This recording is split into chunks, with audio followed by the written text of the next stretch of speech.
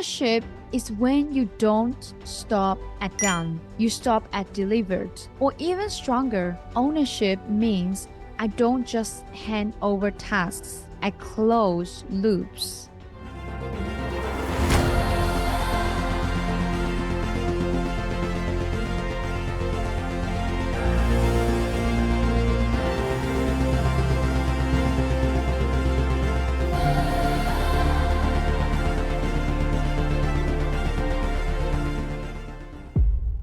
Hey, have you ever asked your team, is it done? And then they said yes. But when you checked, it wasn't. That single word, done, is destroying trust inside organizations.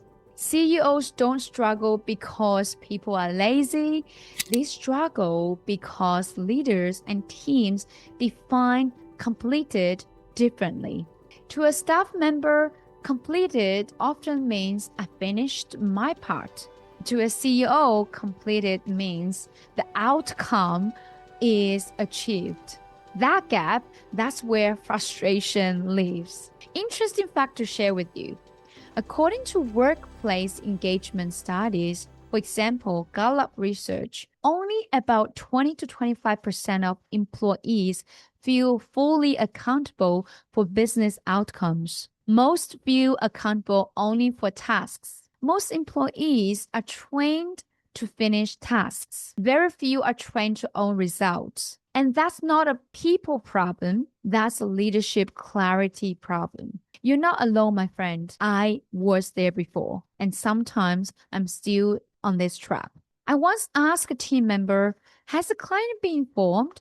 She said, yes, I sent it the email. 2 days later, the client said they don't know. This email was sent, but the communication was not completed. The team member defined completion as sending. The CEO defined completion as client understanding. Completion is not activity.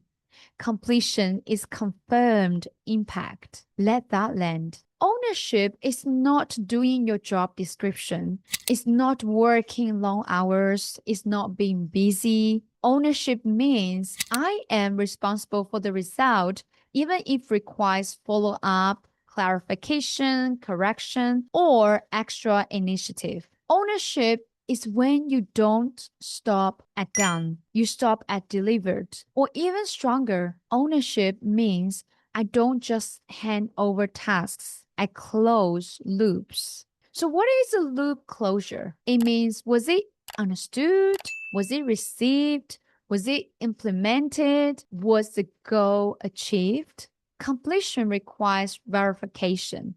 If your team struggles with ownership, it may not be character issue. It may be a definition issue. So leaders must define, what does good look like?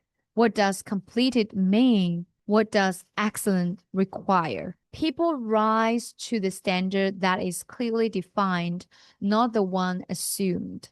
That's called leadership maturity. This is a simple framework you can use.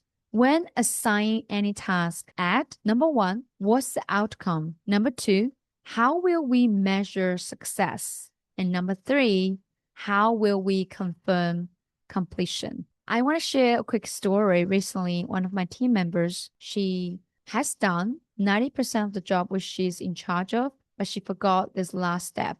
And she still thinks she's done a great job because she thought the last step isn't a must or is optional. But that's completely wrong. The last step is so essential. And that made me think about this demonstration, this story that I share with her. I said, imagine you are the one who's cooking in the kitchen. You have the wonderful dishes all ready and you put on the bench and you're waiting for someone to pick the food and deliver to clients to the table. But because you assume that is done by others, you don't care if that dishes are sitting on the bench, even if they get cold. Isn't that the same as what she did? She did almost everything, but she forgot the last step, and she assumed that it's supposed to be done by others, but it's supposed to be done by her, and she is the one who should hold this accountable. Isn't that familiar with you, my friend, in your business, or if you are a CEO? You have faced all this pain, and that is exactly the problem. We need to define it clearly rather than assumption. When tasks are owned, leaders can breathe. When outcomes are owned, companies can scale. If you want a business that grows beyond you, refine what completed means. Completion is not when you are finished. Completion is when the mission is fulfilled.